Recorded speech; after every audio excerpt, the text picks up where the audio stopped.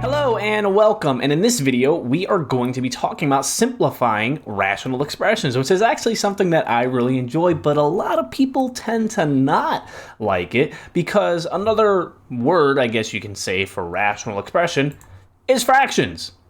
I don't know why fractions get such a bad rap. They're just numbers. We shouldn't treat them any differently, okay? Now, in order to start talking about simplifying fractions in algebra and algebra 2, where we actually introduce variables, I want to actually take a step back to way back in grade school in simplifying fractions such as this, 20 over 30. Now, you probably recognize right away that we can simplify that to 2/3, right? But do you know why it can simplify to 2/3? Well, I know some of you might be going, well, you can divide both of them by 10, but why 10? And why can you divide them both by 10? This isn't an equation where we can do something to each side of the equation, but why can we do it to the numerator and denominator here? Well, what's actually happening in simplifying this fraction is going to be remarkably similar to simplifying something like this fraction. Now, what's actually happening behind the scenes, and I don't know if your elementary school teacher taught you this, but I really hope that they did, and if they didn't, I apologize. But what's actually happening behind the scenes here is that you're factoring the numerator and you're factoring the denominator. And to do that, you use what's called the prime factorization. Remember making those little factor trees, and you get down to just the prime factors and you list them out as a product, right? So 20 can be thought about as 2 times 2 times 5. That would be the prime factorization of 20, and the prime factorization of 30 would be 2 times 3 times 5. Well, you actually factor the numerator and denominator, and what ends up happening is, as you see, we have common factors. The numerator and denominator both have a factor of 2, and they both have a factor of 5. So what ends up actually happening here, since you have a product of factors in your numerator and a product of factors in your denominator, they're just all multiplying each other, you can actually cancel out the common factors. You can cancel out the 2's, you can cancel out the 5's. What's 2 times 5? 10. That's why you're able to kind of divide by 10. It's actually because you're canceling out the common factors, and your final answer is just what's left over, which is 2/3. And that is actually how you're simplifying fractions. And as I said, that's remarkably similar to simplifying fractions such as these. We're just going to throw some variables in, but the steps are actually going to be remarkably similar. Okay, so let's go ahead and take a look at how to solve this problem. Now, in order to simplify rational expressions such as these,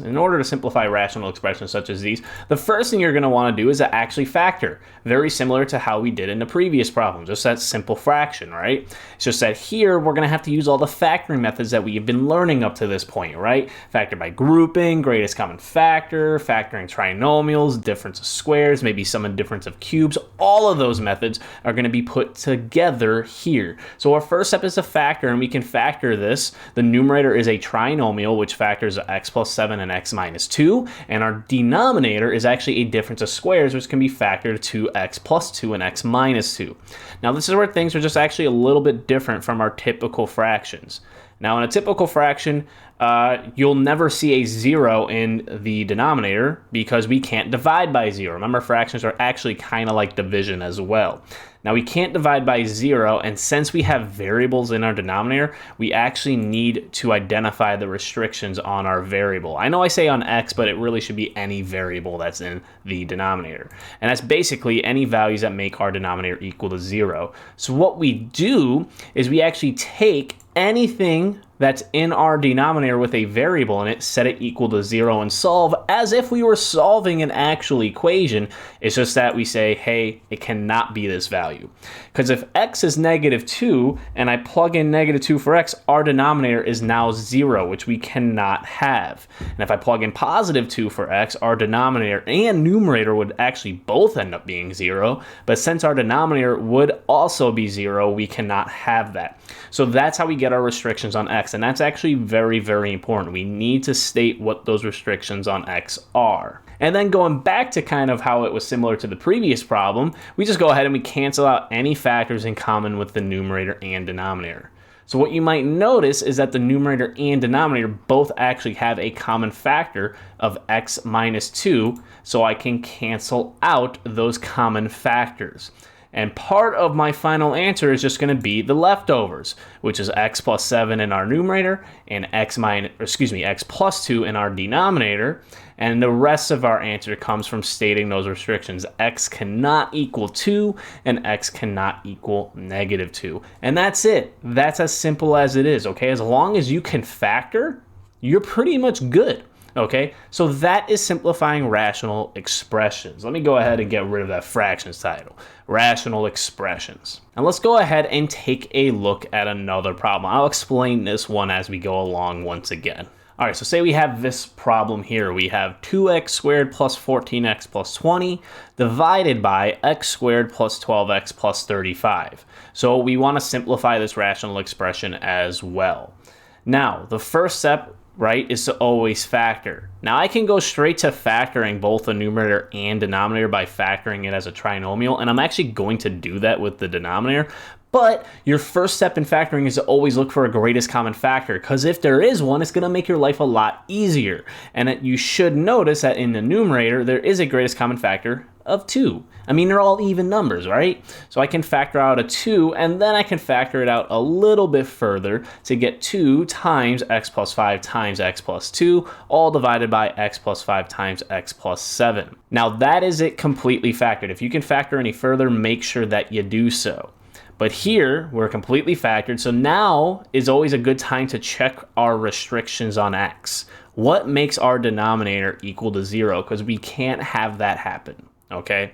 So I'm going to set every factor in our denominator equal to 0 and solve. So I'm setting x plus 5 equal to 0.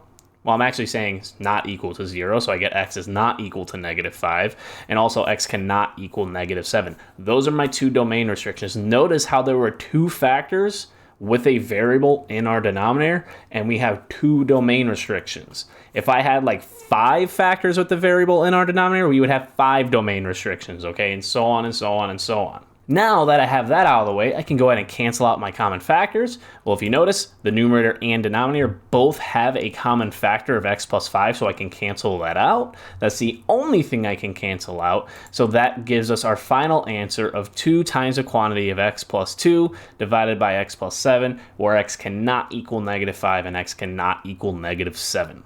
Notice how I left a 2 factored out. I would prefer that you do so, especially because once we get to actually graphing rational functions, every single piece is going to be an extremely, extremely important key feature of the graph.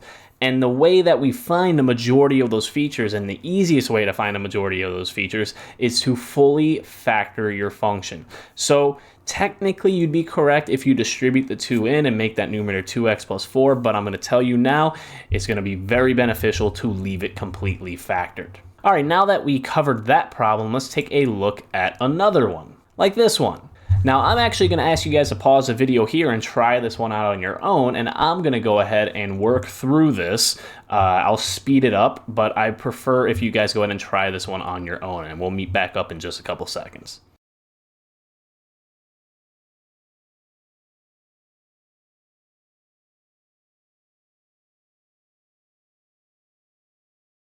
Okay, so let's take a look at this one. So once again, our first thing to do is factor, and I notice in our denominator we actually had a common factor of x, so I factored out that common factor of x.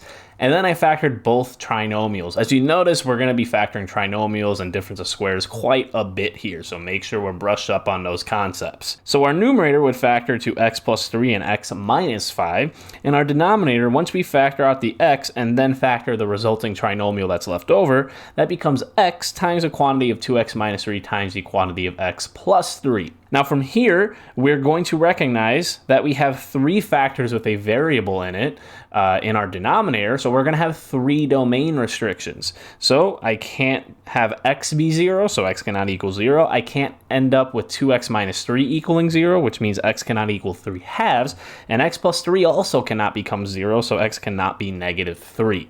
So those are my 3 domain restrictions: 0, 3 halves, and negative 3. I also noticed that we have some common factors we can cancel out. We can cancel out x plus 3 because that's a common factor in both the numerator and denominator. So that leaves us our final answer of x minus 5 over x times the quantity of 2x minus 3, with x not equaling 0, 3 halves, and negative 3.